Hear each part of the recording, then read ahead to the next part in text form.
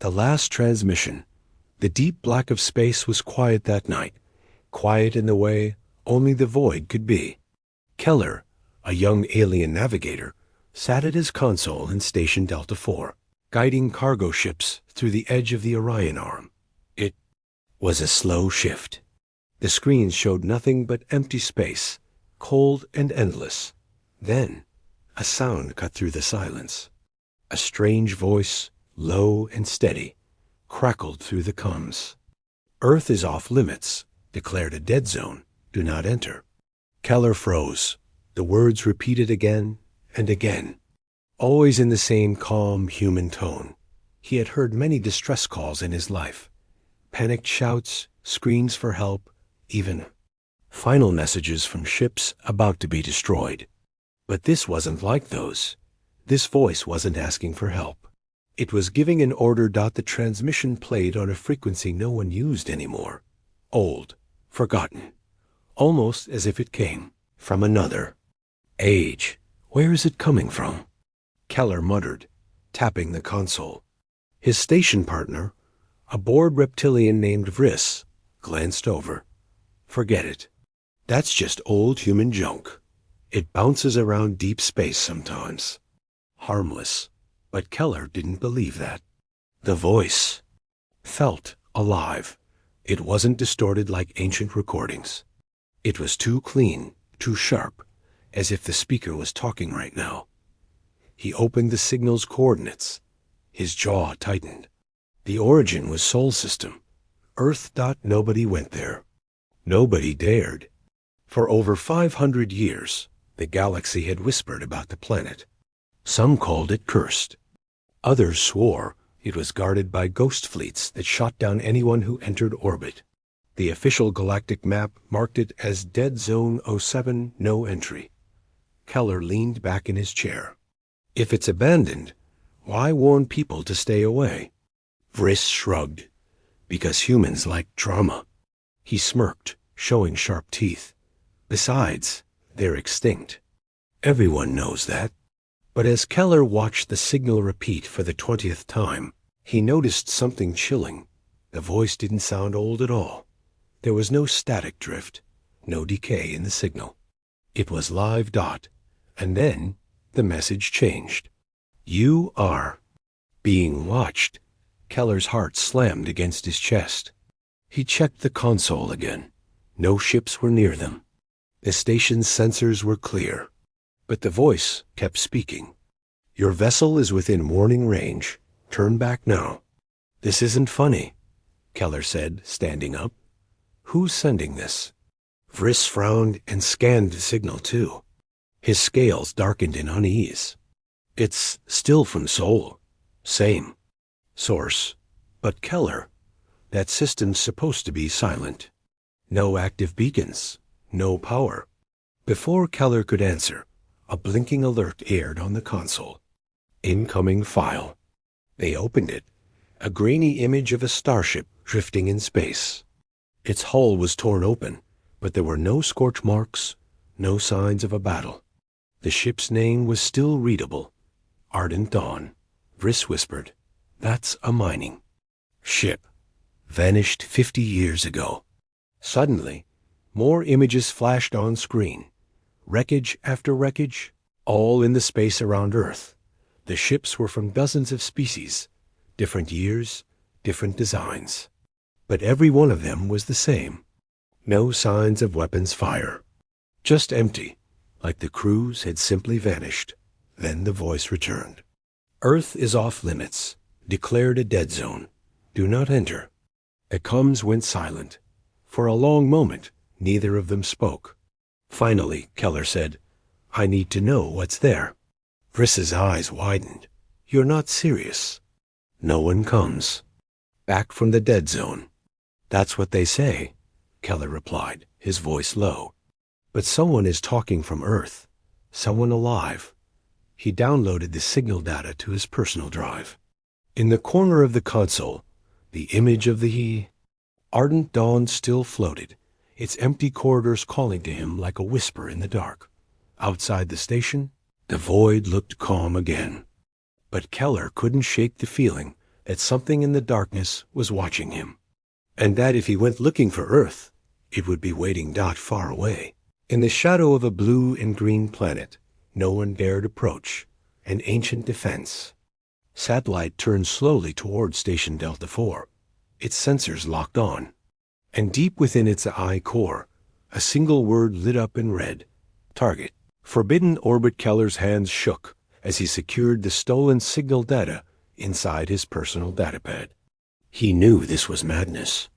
Every spacer in the galaxy knew the dead zones were no-go territory, not just because of the old warnings, but because anyone foolish enough to enter was never heard from again.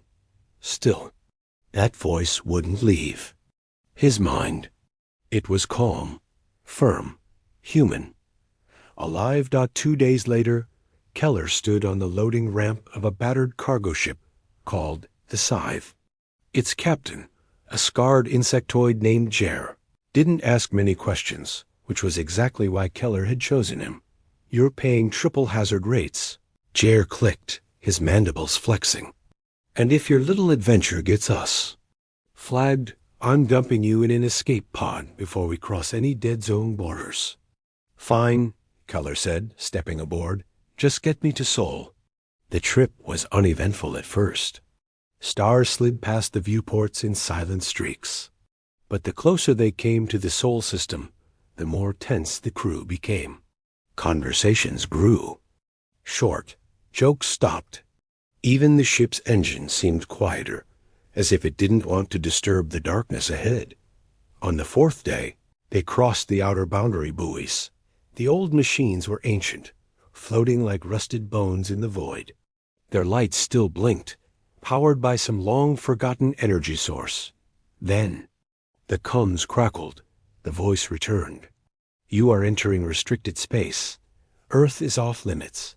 Declared a dead zone." Keller's skin prickled.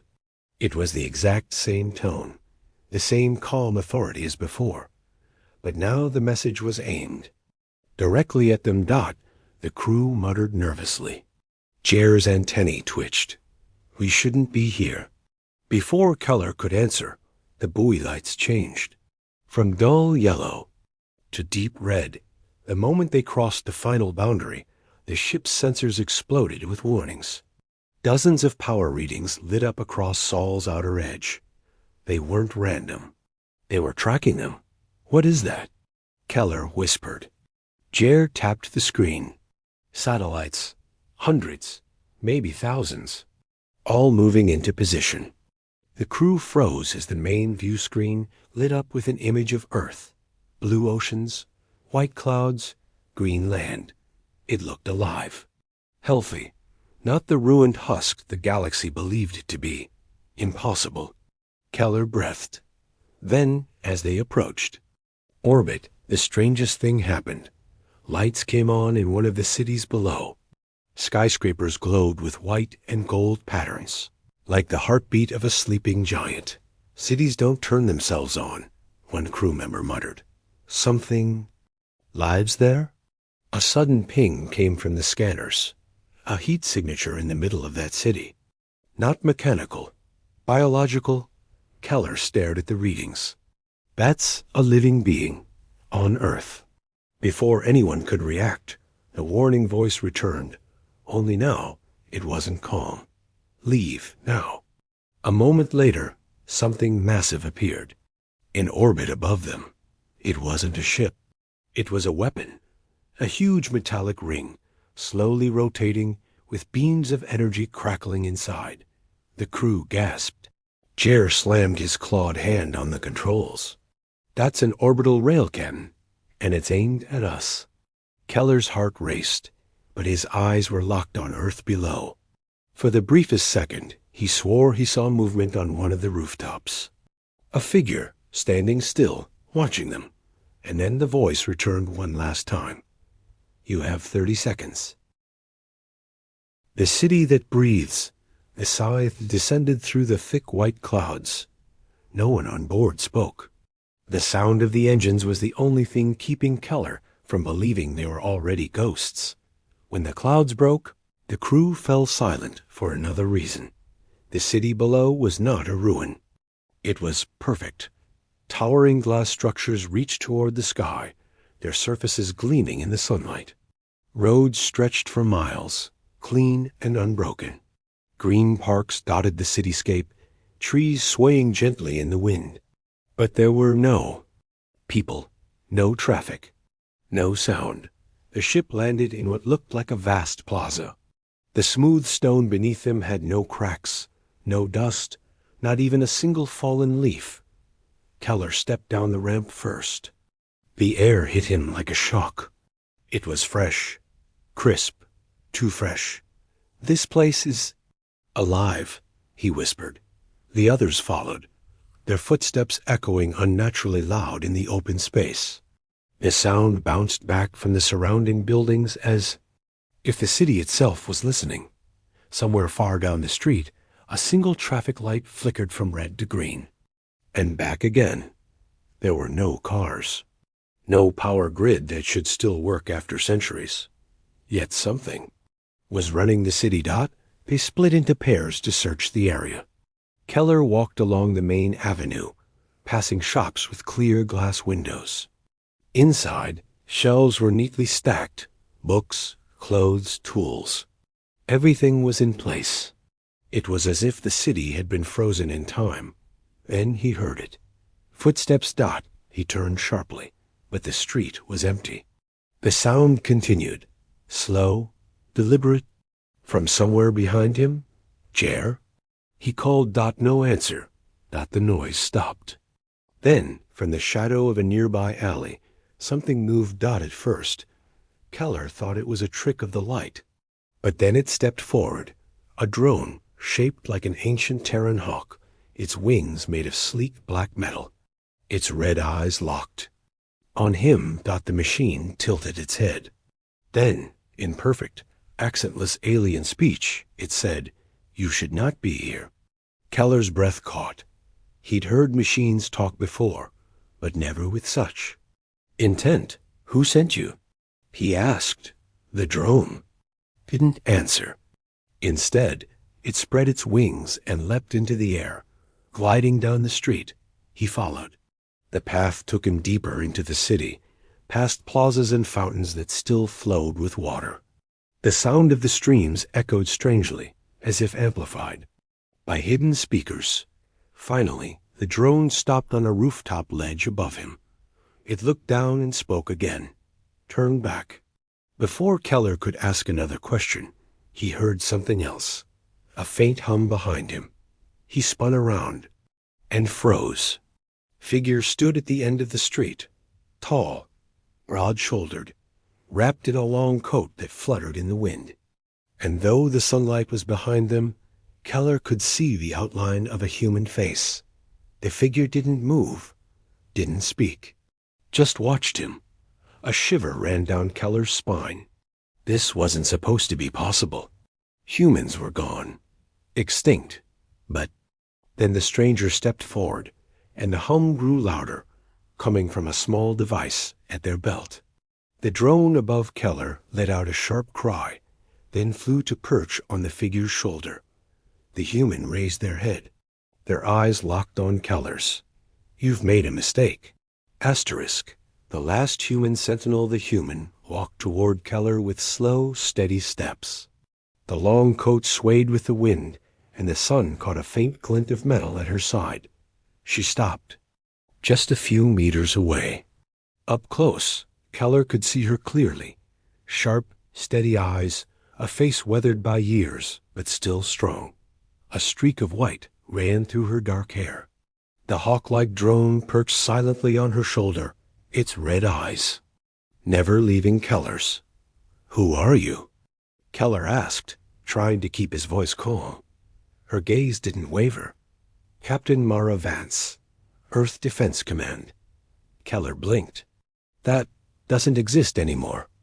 Earth's gone. Humans are gone." She tilted her head slightly, almost amused. "That's what they told you. That's what we wanted them to think." Her voice was low, controlled, but there was steel in it. Mara walked past him toward the plaza, where the others had gathered. Chair stiffened, his claw hovering over his blaster. The rest of the crew exchanged nervous glances. "You've entered restricted space," Mara said, her words carrying like a soldier giving orders. "This planet is under active defense." "You will leave," Jer scoffed. "Active defense? There's no one here. Your cities are empty." Mara turned to him, and her eyes narrowed. "Empty to you, but not to us." She tapped the device at her belt. Across the rooftops, lights began to flicker, not random this time, but in precise patterns, like signals. In the distance, Keller saw figures moving between buildings. "There." "Human," he whispered. Mara nodded once. "Hidden. Protected. The galaxy believes Earth is dead because we made it so. After the war, we cloaked our world, erased our presence, and buried our weapons deep under the soil." Keller's heart pounded. "Why? You could have rebuilt." "You could have." She cut him off sharply. "Because every empire out there would have tried to take what's ours. And we don't share." Jer took a step forward. "If you want. U.S. gone, fine. But our ship's scanners already picked up your power signatures. The galaxy will know." He didn't finish the sentence. The drone on Mara's shoulder gave a sharp mechanical screech, and suddenly the scythe's comlink came alive with a deep warning tone. Mara's voice came through the channel, even though she was standing right in front of them. "No ship leaves without my say. You try, and the sky burns." The plaza went quiet again. Only the wind moved through the tall buildings. Keller's instincts told him to leave, to run back to the ship, but his curiosity burned hotter than his fear. "If you wanted to stay hidden," he asked, "why keep broadcasting the warning?" Mara's expression hardened. "Because not everyone listens. Some fools wander in, and some come to take what's not theirs." She looked toward the sky, and Keller followed her gaze. Far above, breaking through the clouds, several dark shapes entered the atmosphere. "They're not yours, are they?" she asked. Keller's stomach dropped. "No." Mara's eyes sharpened, and she touched her belt device again. Somewhere beneath the city, a deep rumble began to rise. "Then you'd better watch," she said. "You're about to learn why. Earth is a dead zone." Asterisk, the first strike the sky above the city darkened as the alien ships broke through the cloud layer. Their hulls shimmered with gold armor, shaped like curved blades. Keller recognized the design instantly. The Vora. Dominion. A ruthless empire. The kind that never left survivors. Mara didn't flinch. She simply pressed 2 fingers to the device at her belt. The ground shook. From deep below, an ancient hum began to build, so low Keller could feel it in his bones. Street panels slid open, revealing massive cylindrical structures hidden beneath. Steam hissed into the air, and mechanical arms unfolded with the precision of a living thing. "They're here for your resources," Jer muttered, his antennae trembling. "No," Mara said, her voice flat. "They're here for us. And they think we're weak." The first Vora ship fired a pulse cannon toward the plaza. The energy bolt tore through the air and stopped mid-flight. A blue shield wall had appeared around the city, shimmering like liquid light. The crew gasped. "That's impossible. Nothing can stop a Vora pulse at that range." Mara didn't look at them. "This shield was built before the Dominion learned to crawl." High above, the sky flashed. A metallic ring, massive enough to eclipse the sun, emerged from the upper atmosphere. Inside it, rotating magnets spun faster and faster until they blurred. Keller stared in awe. "What is that?" Mara's lips curved into the faintest smirk. First strike, the ring fired. A single slug of tungsten, accelerated to near light speed, punched through the leading Vora ship as if it were made of paper. There was no explosion, only silence, as the ship's front half vanished, the rear half spinning helplessly before disintegrating. Seconds later, the sound arrived, a deep rolling boom that shook the plaza. The other Vara ships scattered, but more weapons were awakening. From rooftops, spires unfolded into long barrels, crackling with blue energy. From the parks, hidden launch silos opened, releasing swarms of guided drones shaped like birds of prey. Keller could only whisper, This is what wiped out all those ships in the old images. Mara glanced at him. No, those were just warnings. This is a war shot. Another slug fired from the orbital ring. A second Vora ship split cleanly in two. The remaining attackers tried to retreat toward the edge of the atmosphere. But the hawk drone on Mara's shoulder gave a sharp cry, and in the distance, huge metal figures rose from the earth. They were bipedal giants, human-built war machines, each carrying a weapon the size of a starfighter. Their metal feet crushed pavement with every step as they moved toward the incoming ships. Not the tallest one stopped, raised its arm, and fired a beam so bright it lit the clouds from below. A third Vora ship simply ceased to exist. In less than 2 minutes, the sky was clear again. The only sound was the low rumble of the machines returning underground. Mara turned to Keller and the crew. Her expression hadn't changed, calm, as if nothing unusual had happened. This, she said, is why the galaxy stays away. She looked back toward the horizon. And this is why you will leave before you become the next example. But Keller barely heard her. Because above, the planet, on the far side of the sky, his scanners picked up something else, a much bigger fleet. On its way. Asterisk. The invaders, the warning, came not from Mara's device, but from the horizon.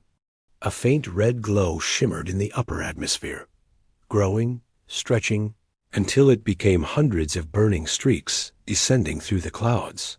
Keller's scanner confirmed the nightmare. Not a squad, not a small strike force, a full Dominion battle fleet, dozens of capital ships, carriers, gunships, drones, an army built for planetary conquest. Mara's jaw tightened. They think the first wave was a test, she said quietly. They think we only have one shot. She tapped her belt twice. Across the city, the hum began again, but deeper now, more urgent, as if the ground itself had a heartbeat. Keller felt the vibration rise through his boots. What are you calling? He asked.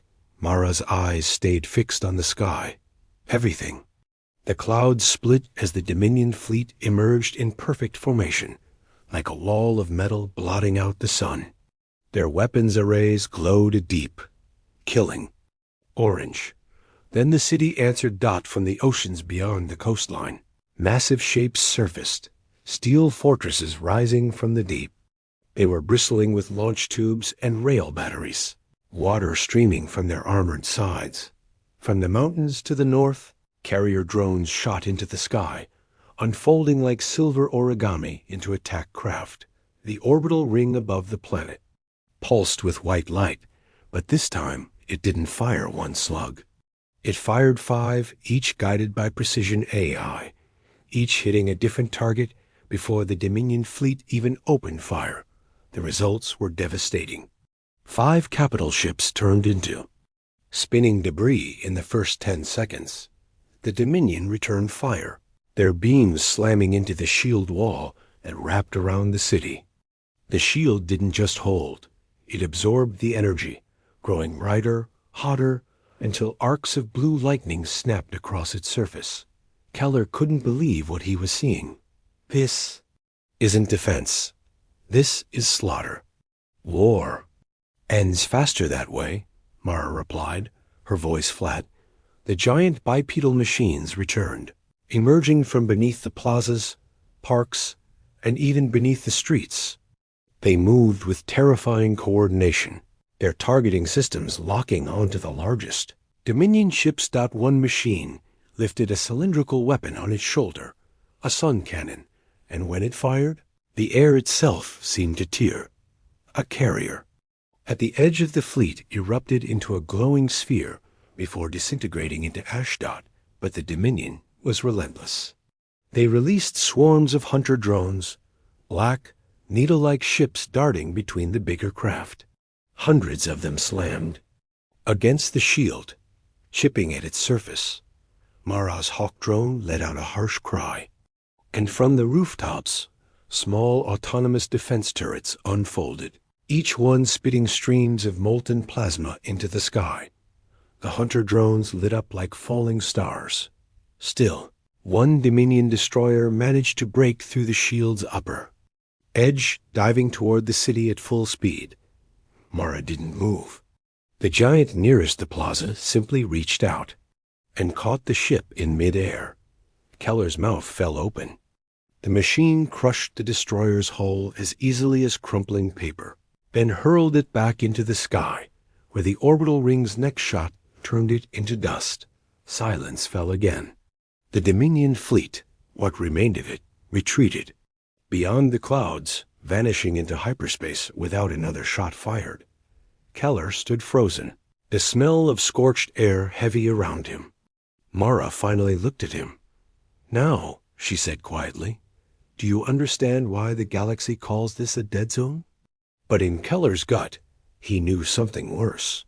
The Dominion wouldn't stop here. They'd be back, and next time, they'd come with something even Earth's defenses might fear. The message renewed the battle was over. The sky above the city was clear again, save for drifting scraps of metal glinting in the sunlight. The streets, untouched by the chaos, looked just as they had before, clean, perfect, waiting. Keller stood in the plaza, still trying to breathe normally. His mind couldn't keep up with what he had just seen. A single planet, destroying a fleet that could have crushed whole empires. Mara walked past him, calm as if she'd just returned from a morning patrol. The giant war machines knelt one by one, sinking back into the ground. The shield shimmered, then faded, leaving only the city's skyline against the blue horizon. "You'll leave today," Mara said, not looking at him. "Or?" Keller asked, though he already knew the answer. Her voice was steady. "Or you'll never leave at all." The crew of the Scythe worked in silence, reloading supplies and running pre-flight checks. Keller lingered, his eyes drifting toward the coast. Out there, the ocean forts had already vanished beneath the waves, as if they'd never existed. "Why hide all this?" he finally asked. "You could rule the galaxy." Mara shook her head. "That's exactly why we hide. Power this strong doesn't rule, it destroys. And will destroy again if we must." As the ship's engines rumbled to life, Mara pulled a small device from her coat pocket. She pressed a single button. Across every star system in range, the same calm voice Keller had first heard began to broadcast once more. "Earth is off limits. Declared a dead zone. Do not enter." But this time, there was more. "We are not extinct. We are watching, and we will act." The Scythe lifted off, rising through the layers of cloud. From the viewport, Keller saw the city one last time. Streets gleaming, buildings standing tall, a silent promise of what still lived here. As they broke through into the upper atmosphere, the orbital ring came into view again, its slow rotation steady and endless. For just a moment, Keller thought. He saw another ring far beyond it, larger. Still under construction. When they cleared the dead zone's borders, the comms went silent. No warnings, no voices. But Keller knew the truth now. The galaxy wasn't staying away out of superstition. They stayed away because they feared what would happen if they didn't. He leaned back in his seat, his pulse still quick. Mara's final words echoed in his mind. "Earth is ours, always."